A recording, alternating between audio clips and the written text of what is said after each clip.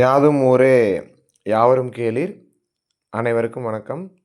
Welcome to Bala Saras vlog channel.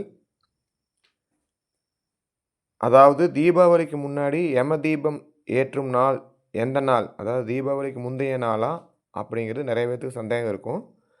அதாவது தீபாவளிக்கு முன்னாடி, அதாவது இன்று துலா மாதம் என்று அழைக்கப்படும் ஐப்பசி 1ஆம் தேதி 18/10/2025 சனிக்கிழமை. இன்றைக்கி தாங்க யம தீபம் ஏற்ற நாள். அதாவது பார்த்தீங்கன்னா, தீபாவளிக்கு முன்னாடி வர திரியோதசி திதி அப்படிங்கிற அழைக்கப்படுற பிரதோஷ திதி தான்.